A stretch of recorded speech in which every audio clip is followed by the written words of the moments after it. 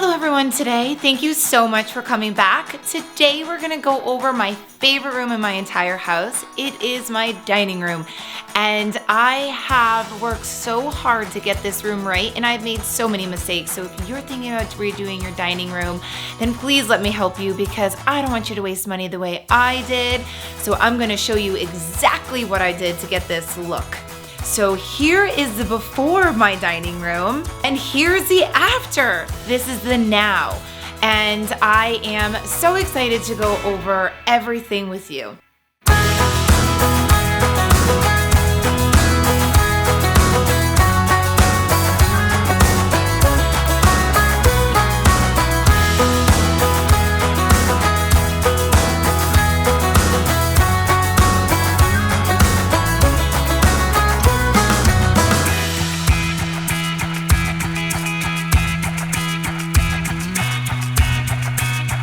Mixing is where the magic happens.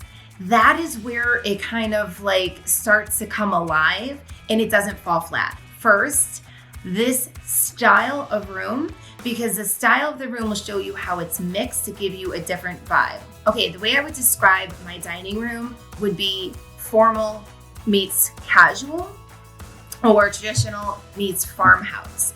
So I want to show you very quickly how I mix the formal with casual really quickly to show you how easy it is. Let's start with the chairs. So the chairs are a formal silhouette, meaning that this straight line, this, and this detail below, that is actually a very traditional silhouette of a chair. Then what I did was I took a very casual fabric and put it on a traditional chair to kind of mix the two styles. Then when I did the nail heads up and down, this pattern and this structural line makes it feel formal. So even within this one chair, we are mixing all the different styles. Now the table is farmhouse. The table is really very casual silhouette. And then the rug is formal. And then the lighting is farmhouse. The trough is farmhouse. But the way I did these linear is actually more formal. Anytime you bring in a very straight and structured pattern, it'll yield to a more formal look. So just to recap, farmhouse, farmhouse, formal, farmhouse, formal, formal in the rug, right? So that's how you mix. Let's look at how I mix the metals. So this metal and this metal are the same because they're close. So I just kept them the same. They just worked out like this. So it's like this is brown, this is black, and I'm mixing these two metals. Come around over here. Come around over here. This is where I started to mix things. This is actually polished, and that's like a more sparkly. Then I kind of calm it down with the black. Then I actually bring in gold in a frame. Gold down here just because I like this. A different kind of gold.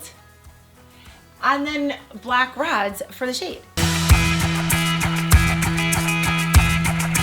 Now I'm going to talk to you guys about mixing store-bought with custom. Okay, chair custom, rug custom, table custom, trough or dough bowl, Restoration Hardware. These things, Michael's Craft Store. Light, Ballard Design. Light over here, Restoration Hardware.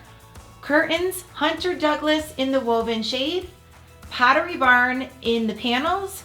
Gorgeous picture painted by my mama. This gorgeous piece of mirror. I got it through an interior designer, fall into the custom. So when you go into someone's house and you look at their dining room, you probably notice the chairs first, then the rug, then the table, and the lights. And you think if I just buy those four things, that you can get the same look. But actually, to get a really elevated look or a design look, there's so many like little tiny things that go into the process of designing a room to give you that sort of experience, that great, awesome, like, I don't know why I like this room, but I do. It's actually in the details. And so today I want to go over with you how those little details add up to create an overall experience.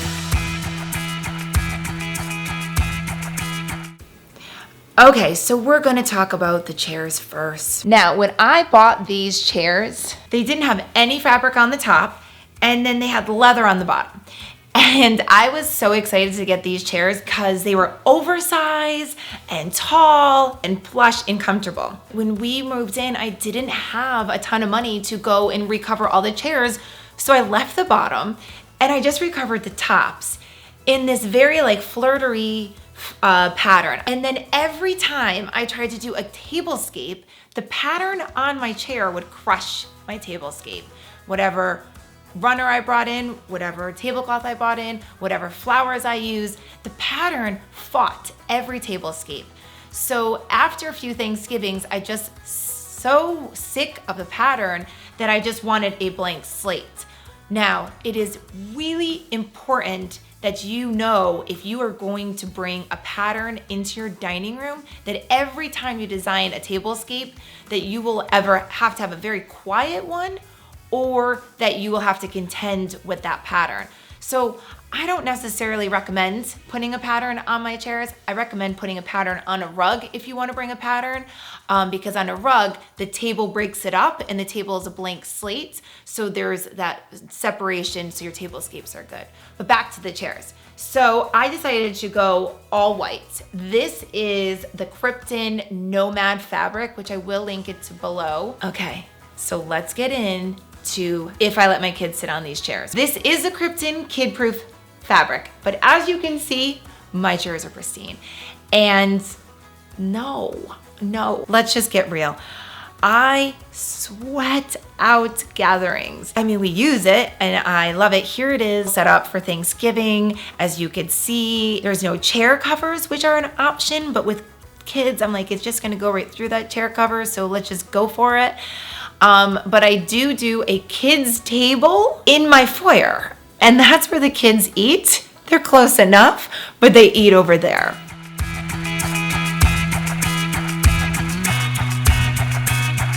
Two light fixtures is extremely well balanced. So when I went to go buy these light fixtures and switch them out, it was a lot more money than I had originally thought because I had two.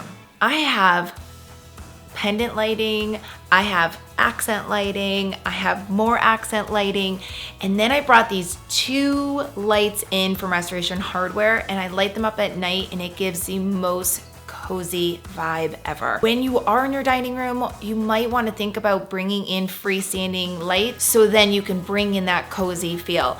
The more lighting that you can have, the better, so you can change out the scenery when you're actually entertaining. Also, if you have lights and you have an open floor plan, make sure that you are taking into consideration the other light fixtures in your home.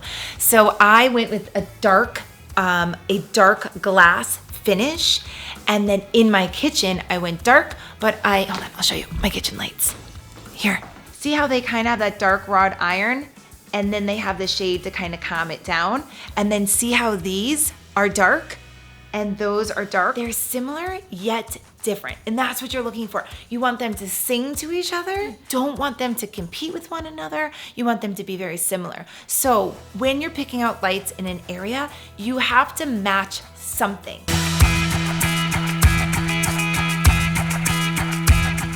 I knew that I wanted to have a custom rug. I have that open floor plan, so I really wanted to make sure that it defined the space and fit the space perfectly. So I went to ProSource and I got the center portion of the rug in a very inexpensive material because I knew it was gonna be the largest square footage. Then I went and I got a higher end border because I wanted to mix the high and low to give it a very high end look, but not with less money. And then I ended up there was cost of having the labor made. It was made in the factory, just like any area rug. It wasn't an inexpensive rug, but it wasn't also a really expensive. I don't know the cost because it's been 15 years. It still looks new. I can spot clean the white, and then I vacuum the black because it does show all the speckle of dust, so you have to vacuum that often. Don't bring a dark rug into your house if you don't want to vacuum a lot. I like to vacuum, and I love to see like that pristine black carpet, so I'm okay with it, but don't bring a dark rug in your house if you don't like to vacuum.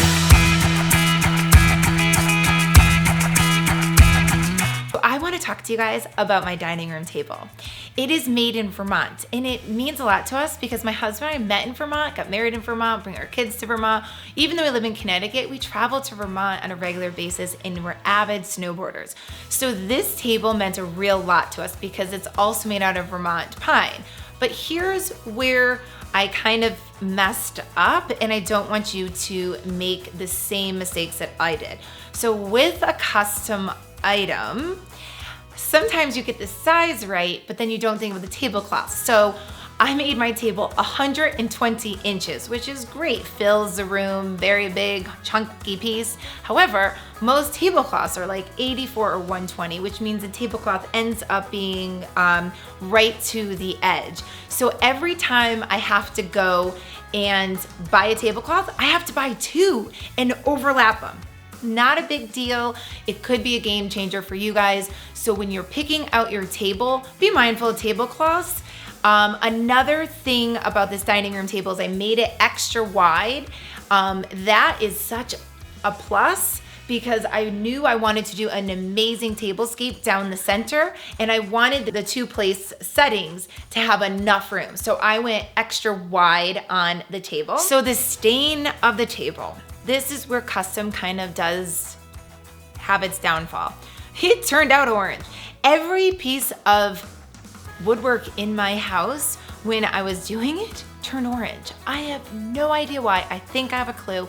Add oil to wood, it turns orange.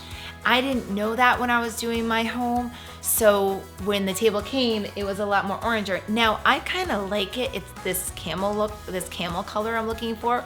But when it came in, I was like, it's kind of not the finish I was going for. I wanted a blonder, lighter wood. The other thing is that I ended up writing underneath the table an inscription for a family because I wanted it to be very about us and who we are. So I wrote this inscription, and it's underneath my table. Nobody can see it. Nobody knows it's there. My husband and I do. But guys, it's literally just a Sharpie. So if you really want to make a table like about your family, about the memories, get on your back, take a Sharpie, and just start writing. Write memories, have people sign their names, like just whatever you want. Make the underside and the undercarriage of your table, make it all about you. So when you pass the table on or someone sells the table, when they lift it up, there's gonna be a surprise waiting for them. Well, there you have it. There's my entire dining room. What I hope that you got out of this video is for you to create a space that's your own. I can send you a bunch of links, but really what you want to do is make your own creation. I get it. It's hard, it's overwhelming. There are so many things out there, but once you learn the basics, like how to mix things, how to get the size of things, how to get the scale of things, then you can go out and really start to like spread your wings to get the best and most creative room that you can.